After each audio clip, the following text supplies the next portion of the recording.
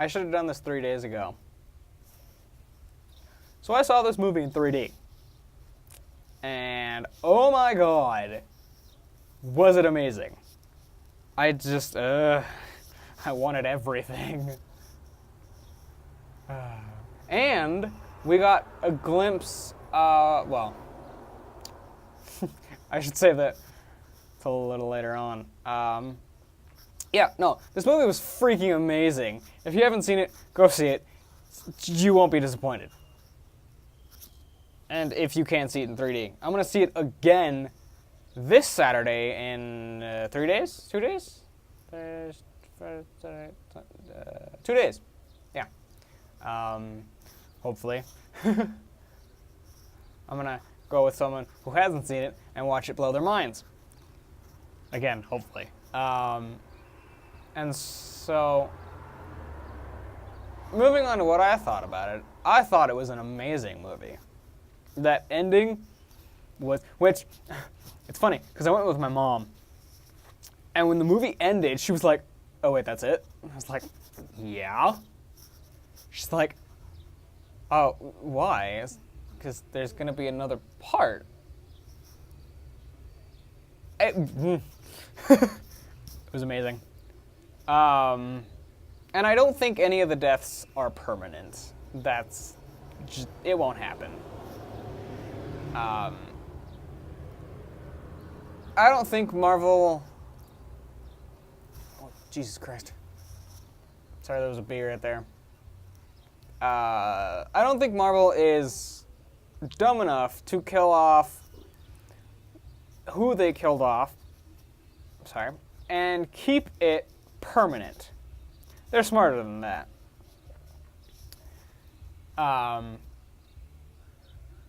But you never know. It could be. I don't think it is, though. There were moments in this movie I was not blinking. That's how invested I was in. I was not blinking so I could absorb everything about this.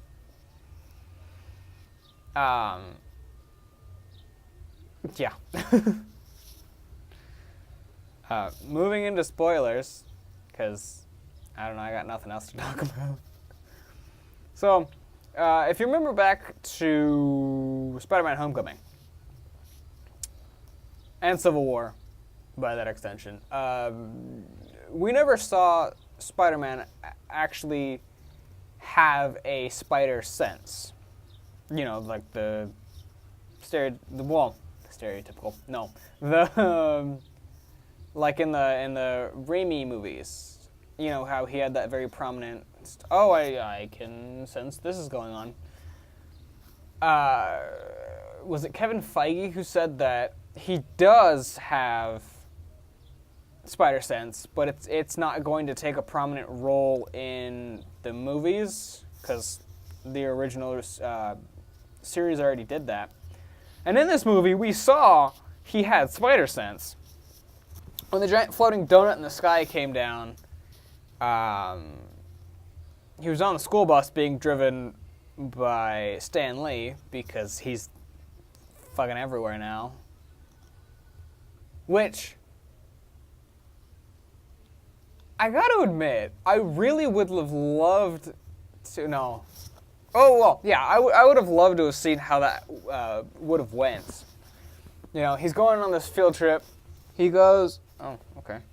He goes up to, you know, to get into the bus. Sees the dude and he's like, didn't I see you once? He flashes back to the the Homecoming, where he's in the window flirting with that other girl across the street, which I thought was just funny. Yeah, I'd have been like, because I saw him, I laughed. I was like, really? Why is he driving the bus? Oh well, you can do whatever you want. He's Stan Lee. But yeah, he was sitting on the bus with his head down in his hands, and it zoomed in on his hands, and every hair on his arm went straight the fuck up. He was like, Like, hey, something's going on. And so he turns, I fucking love Ned. Oh my god, Ned was my favorite character in Homecoming. So he turns to Ned and he's like, hey, I need a distraction. Ned, holy shit, we're gonna die! Ah! Ah! Oh my god. I was like, you're gonna get in trouble, but okay. And so, if I was Peter Parker, you know, Tom Holland's Peter Parker, I would be wearing my web shooters always. Because the stem bit that goes onto his wrist retracts. So he can just wear them as bracelets. But he pulls on the mask. Okay, I loved this. He puts on the mask. Well, he throws the little rectangles onto his arm, and they obviously, what's the word I'm looking for? They, they don't follow. They come out into the web shooters, and then he puts on his mask. And so he, you know, gets out and goes to where the fucking floating donut in the sky is, and then he's just in his suit. And for me that was a little jarring because you're like, did he like stop for a second and like stick on his suit or what? Because he puts on his web shooters, puts on the mask, and jumps out of the bus. And I was thinking, oh, okay, so he's gonna go up to Iron Man in just his mask, which would have been perfectly fine, because you're like, he's not gonna stop and put on a suit. But no, he's just, and I'm in my suit now, and you're like, what happened? Like, did you change, or what?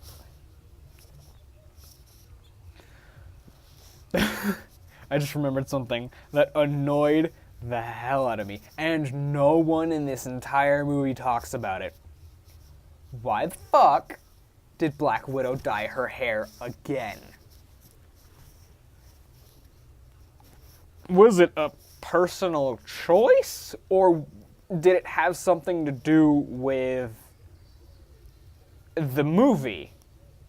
Because she has blonde hair now, instead of the red and or black hair that she used to have in the rest of the movies. And no one addresses it at all. I didn't like it. I was like, why'd you dye your hair? And then throughout this entire movie, no one talks about it. Which is awesome. If you know, please tell me down in the comments. I would love to know what Strange's plan was. Okay, I know that scene between Spider-Man and Doctor Strange was in the trailers. I still fucking laughed. I love that so much. I'm Peter, by the way. Doctor Strange. Oh, you're using your made-up names. Then I am Spider-Man. It was like the greatest scene ever. God, a hell of a lot happened in this movie. I thought it was 3 hours. It's apparently like 2:49. I was like, okay. It's a really long-ass movie. But it was fucking great. Okay, I have a question about Spider-Man's Iron Spider suit. If you looked really closely, it looked like he had holes in the hand part for a repulsor blast. Is that true, or was I just seeing things? Because whenever he was moving his hands, if you look really closely, in the palm of his hand, you can see a hole. And I was half expecting him to put out his arm and shoot something, and him go flying, or not.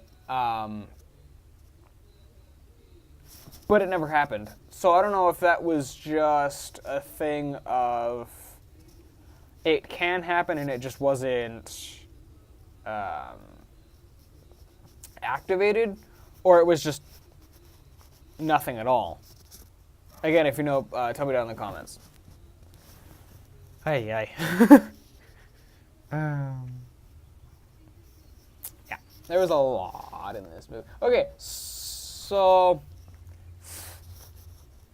one thing that did really annoy me, but was funny at first, was freaking Thor and Star-Lord's dick measuring contest. So they obviously go to Sakaar, I think. Asgard, Sakaar, one of the two. Thor smacks into the fucking thing. And so they bring him to the ship, and that line from Drax was absolutely amazingly funny. Like, no, you're a boy, he's a man. Oh my god. I at the like middle to end of that scene, I was like, all right, can we stop dick measuring right now? Like, we have stuff to do. Ay. My gosh. One thing I did love is that Red Skull reveal, which, sorry, there was what I can only believe was a mosquito. And I've already been bitten to absolute shit. Yeah. So I don't want any more of those. The one thing that I did love is that scene with Gomorrah and Thanos. I almost said Titan for some reason. I don't know where that came from. Where it's with the Red Skull, and he is trying to get the Soul Stone. Yeah. And Red Skull's like, you have to kill the one thing you love. She's like, oh good, you can't, because you don't love anything. And he throws her off the cliff. I was shocked. I don't know why. Looking back, I'm like, well, yeah, of course he was going to do it. But the frickin'... Like, obviously Thanos is a bad dude. Like, he is a villain. But you sort of feel for the guy just a little bit. Just a little bit. Just a little bit. He doesn't have to wipe out half the fucking universe. There's this great video, which I sort of rolled my eyes at first, and then I started actually thinking about it, by someone who I forgot's name. But the title of the video is Thanos Has a Great Plan.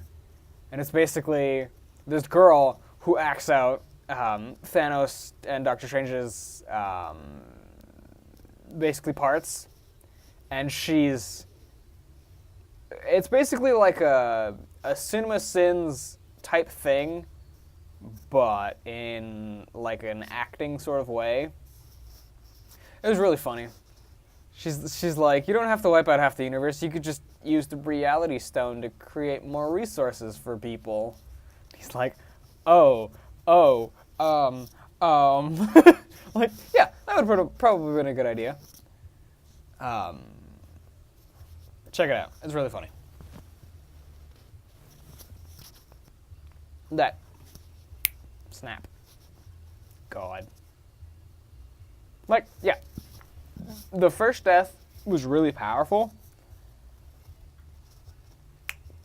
That snap was even more powerful. It was like a punch to the damn gut.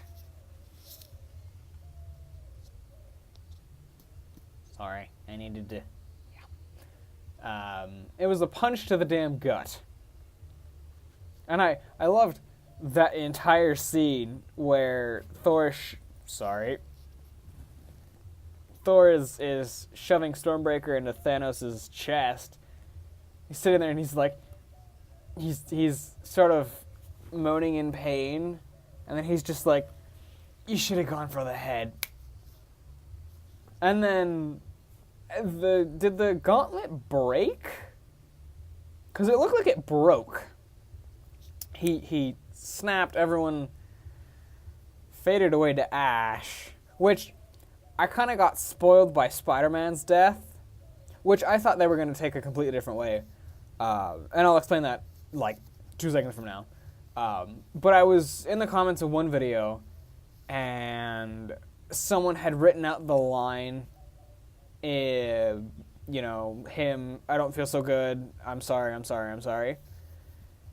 And so I started thinking, and I was like, because in the comics, Spider-Man does get the Infinity Gauntlet, and I was like, oh, maybe he gets the gauntlet, he tries to use it, and it backfires on him, and then he fades away. That didn't happen. That would have been cool, but I see why they didn't do it. Star-Lord, you fucking idiot. 2 seconds more, and we would have been fine. It was like halfway off his fucking hand. Which, why did he need to close his hand to use the gauntlet? Is that like a rule in the comics? Or what? Because if it is, fine, but if it isn't, then why? Because that whole fight between the Guardians, Spider-Man, and Iron Man, they were trying to keep his fist open. You know, he closes it, he can use the gauntlet, but why? Is that a rule, or is that just something for the movie? Tell me, please. But yeah, I spoiled Spider-Man's death for me. It still hit incredibly hard because he was literally sitting there apologizing for his death.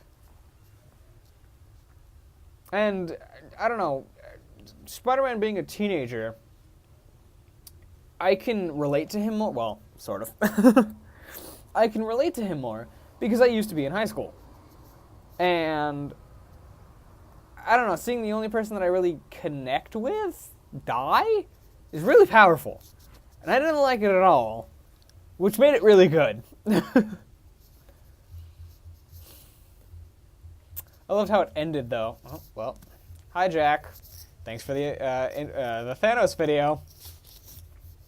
Thanks, buddy. Nice. Really great. I can't wait to watch that, actually. Bless you. I have Puppy with me, as I always do. What did you think of the movie? Well, you weren't there, so you can't really comment. Come here, get up. Get up, because my fucking leg's getting tired. What did you think of the movie? Again, you weren't there, so you can't comment.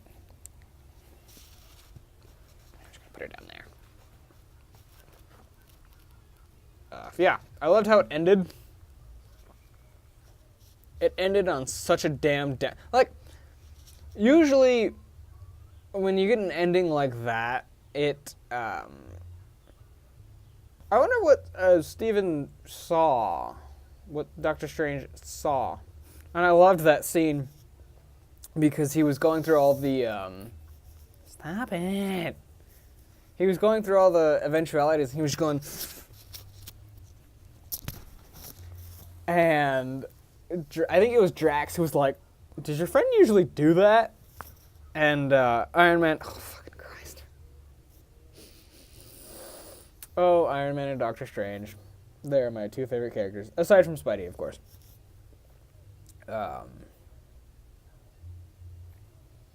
So, I should have said this at the beginning, but one of the things that I found very interesting about this movie was that the first time we see Vision and Wanda, because I knew that Vision was developing feelings for Wanda, but I didn't think they'd take it that way. Like, in Civil War, he was basically keeping her under house arrest. He was basically keeping her, imprisoned. And so, knowing that, you know, he's trying to protect her, and then she escapes, it's like, I didn't think you guys would take your relationship, like, that far, or, like, that way at all. So I thought that was interesting. Banner not wanting to come out was really frickin' interesting, because usually that doesn't happen. You know, it doesn't happen like that. It's always the Hulk wanting to come out and fight. But I think because... Oh yeah, also Loki died. I think because of the first fight that the Hulk and Thanos had, Hulk got beaten to the ground. He was scared. And so him not wanting to come out was just like this, I don't want to get beat again. I never get beaten. What the fuck? Even in Civil War, it was just like, you know, go to sleep, go to sleep, go to sleep. Hulk's like, nah, I'm good. But yeah, Wanda's powerful enough to destroy the Infinity Stones. That come from the comics, or what? Alright, I'm looking for Bug. Yeah, did that come from the comics, or is that Soul, you know, movie creation thing? I'd like to know. I'd like to know your thoughts on this movie, too. I'll say that at the end. I should really wrap this up, though, because I'd be rambling for like an hour, and I don't want to do that. That'd take a hell of a long time to export. I love LumaFusion, but oh god, it takes the length of your video, and it takes that entire time to post, and I hate it. Fix that, please. But yeah.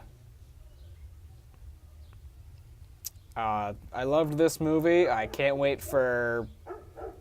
Well, the next one is Ant-Man and the Wasp, which apparently is a precursor to Infinity War, which is interesting. I didn't watch the first Ant-Man movie, but I know not a lot, but I know something about Ant-Man. Like, I know who he is. But it looks like an interesting movie. I might go see it. Yeah, that's about it. I can't wait for Avengers 4 and Spider-Man 2. I'm really looking forward to Spider-Man 2, actually. Yeah. Also, sorry, another thing that just popped into my mind, which I was going to talk about, and I'm glad I remembered, was, you know, in the beginning, when Iron Man is going, or, you know, following the donut spaceship thing, and Spider-Man hitches a ride, and Tony and Pepper are talking to each other, I kept this in the back of my mind throughout the entire movie. It's like, what is Pepper and Aunt May?